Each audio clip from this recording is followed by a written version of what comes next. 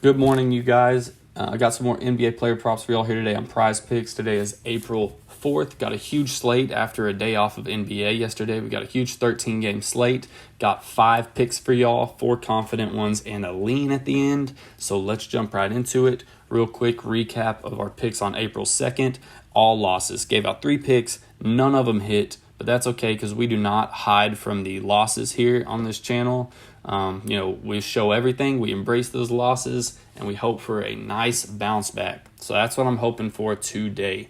So let's jump right into it. And like I said, on those 3 picks, we took, what did we take? We took OG Anunoby over or under his 4.5 rebounds. He was a rebounding machine. We took Sabonis over his first half PRA. He had a terrible game. And then we went Vooch over his points and rebounds, and he just went under by just a handful. So terrible. I probably needed a day off after that. So here we go. Jump right into it.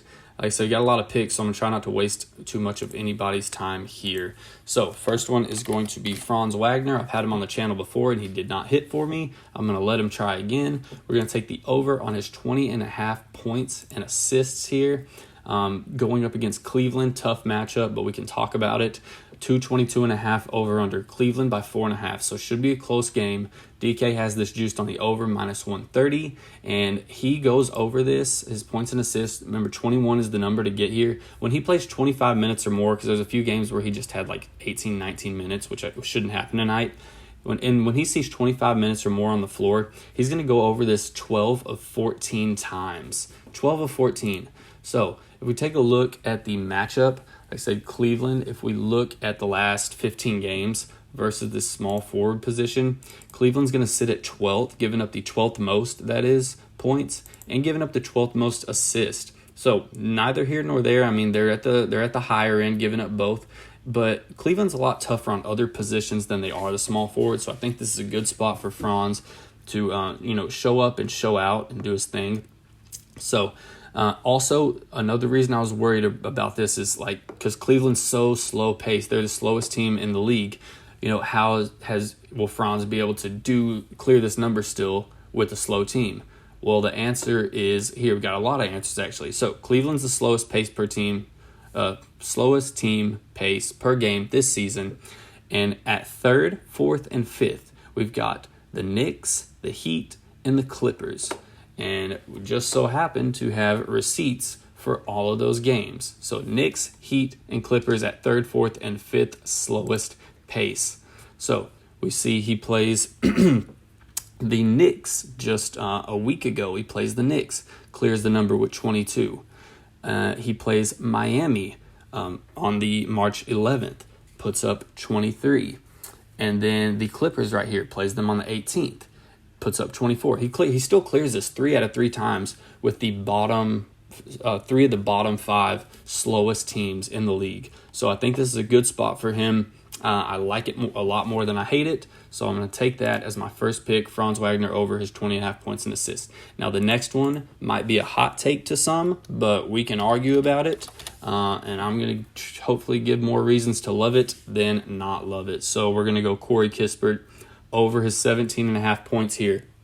Is this a dangerous play? Sure, but I think I can convince you that it's not that dangerous of a play.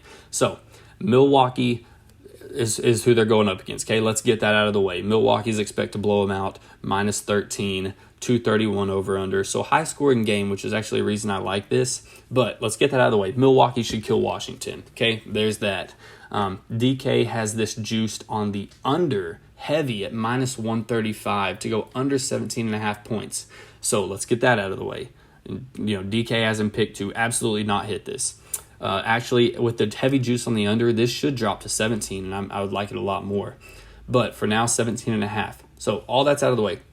So without Kyle Kuzma and Bradley Beal, it's been the Denny and the Porzingis show. As of late, Corey Kispert has started to dial in, and look at that, 4 of the last 5. I hate being the last 5 game guy, but their roster's just been taking so many hits. This is the only accurate reading we can get, is really the last 5. So like I said, it's been the Denny and Porzingis show. Porzingis is not playing tonight. We go look at this real quick. Bradley Beal's still out. Kyle Kuzma's still out. Monty Morris is out. Kristaps Porzingis is out. So without Porzingis, it should be the Denny and Corey Kispert show. I mean, Dylan's right, still going to do his thing, but it should be the Denny and Corey show. But look who's on Denny, Giannis. So it shouldn't be too much of the Denny show. Who's going to score all the points here? They're going to look to Corey, and on top of that, look who's lining up on him. Not Chris Middleton, who typically would be. So their starter, who would typically be guarding Corey, is benched. He is out. Giannis is on Denny. Porzingis is out. Kuzma's out. Beal's out. Who is going to score? I'm going to say Corey, and I don't think 17.5 points is a lot to ask here, especially with how he's been showing up lately. I mean, and like I said, Denny has Giannis on. That's a handful. So I think this is a great spot for him. Corey's averaging 10 3-point attempts in his last 5 games. He's averaging 10. He's making 5.4 3-pointers in his last game. So, if he just makes, a handful of those, that'll get him, at 10, 11, 12 points. Plays Milwaukee. He did play Milwaukee on March 5th and went under. He only had 11 points, but Bradley Beal played and Porzingis played. Bradley Beal had 33 points. Porzingis had 24 points. They ate up majority of the buckets that game. Now they're out, and like I said before, I just love the spot for him. I've already explained it all. Hopefully that's enough to convince you guys that I think this is not as dangerous of a spot as a lot of people are making. I mean, someone has to score for Washington. Someone has to. And I've got my money. Corey Kispert's going to, try his best to carry this team while Denny deals with a heavy, heavy load in Giannis.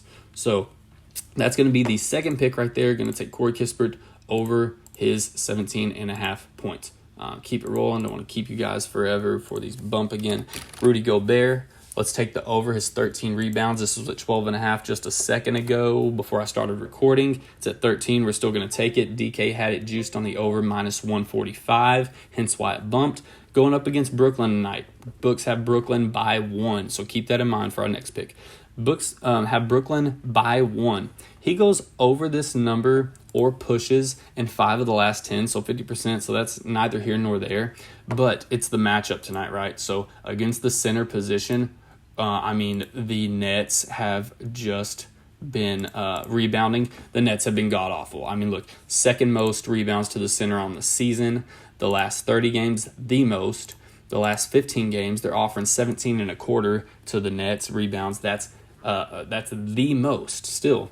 So I love the spot for Rudy Gobert. He loves to get rebounds. That's his thing. That's what he does. He sucks in those rebounds and dishes it back out. I love this spot for him. The Nets have been getting washed by the center position on boards. So I love it. Next. That's all the explaining we need on that one. On the flip side of the ball, so like I said, Brooklyn's picked to win by 1. When the Nets are so terrible down low, and Minnesota has Cat and Rudy Gobert down low, how are the Nets picked to win by 1? I'm going to say it's because Mikhail Bridges is going to have to show out and get the ball in the hole. I'm going to go with his 2.5 3-pointers made. Because like I said, they shouldn't go down low with it. Minnesota has them beat size-wise down low. Minnesota's got them beat. They're going to have to kill from the outside. Mikhail Bridges is the guy that's going to do it. I'm taking more than 2.5 3-pointers made. DK has him to go over this at minus 120, but the under is like minus 110, so it's almost dead even. But he's averaging 8 3-point attempts over his last 10 games. He's averaging 8 3-point attempts, and he is making 2.9 3-pointers over his last 3 games. Which is fine. Because that's all we need. 2.9 is what he's averaging. 2.5 is what the projection is. In the we take a look at the matchup really quick. The last 15 games to the shooting guard, 3-pointers made. I'm sorry. We look right here. We're gonna find. If we just take a look at points. Okay, so in these last 15 games to the shooting guard, Minnesota is going to sit right, where are we at? Oh, flip it, sorry. All right, going to sit right here at 11th. So they're actually 11th in 3-pointers made. So they're in the better half of the league here. But they're averaging they're giving up 2.95. So, I mean, that's a pretty good number, but that's about what he's averaging. Actually, it's exactly what he's averaging on his three-pointers made per game, and that's what they're giving up. So, again, I mean, those numbers match. They line right up. So I love that. He did play them on March 10th. He goes over this number with shoots the ball 8 times from the arc, makes it 4 times. So he goes 4 of 8, goes over it then. That was last month. Like I said, Minnesota wins this game down low. If Brooklyn's favored by 1, I don't see how that happens without Mikhail, doing his thing. And I think most of that's going to come from, him getting the ball up behind that arc. So that's going to be that one. So got 4 picks right now. Now, those I really, really like. I'm going to just go ahead and give out a 5th one. If you just want to maybe, whatever you want to do with it, I don't really care. So, but it's going to be first half, and it's going to be DeAaron Fox, 12.5 points, taking the under here. For a few, he just hasn't been getting anything going in the first half. If we take a look at his last 15 games, he goes under 12.5 points 13 of 15 times. He does not clear this number in the last 15 games except for 2 times. So, and he's got a full squad tonight, so it's not like he should be having to carry a load. None of the starters are sitting. Now, the reason that I don't absolutely love this is because he did play them on March 2nd, and he puts up 17 in the first half, but he also played 20 minutes. That is not normal for him to play 20 minutes in the first half. And also, if we look at the matchup tonight, he is going up against New Orleans. And if we look at New Orleans, now, of course, this is full game right here, but New Orleans is coughing up a lot of points to the point guard. Now, of course, like I said, this is full game, and DeAaron Fox is kind of known to go off in the second half. So, you can't really take this for face value on this full game projection because he's not a full game scorer. He's a second half scorer. And obviously, he goes under this number 13 to 15 times. So that's kind of why I don't like it. But like I said, I do like it. He shouldn't play another 20 minutes against them. I don't know really what the deal was that game, why he did that. I don't know if someone was sitting. I haven't looked. But he's averaging 15 minutes per first half. He's averaging 15 minutes. He averages 7 field goal attempts. And he makes, on average, 3.8 field goal attempts. So even if he makes 3 field goals, if they're all 3-pointers, typically, theoretically, if he makes all 3 of those and they're threes, he still wouldn't go over. If he averages 3.8, if he makes 4 threes and that's it for the first half, he still doesn't go over. So, like I said, I like it. There's a couple reasons I don't. New Orleans likes to give up a lot. He's done it to him before, but I just think that was kind of a fluke. We'll see tonight. I'll either be proved right or wrong. So, those are going to be the 4 plays right there. I won't keep you guys any longer before anything else potentially bumps. But these are going to be the plays. Quick recap: Franz Wagner over 20.5 PA.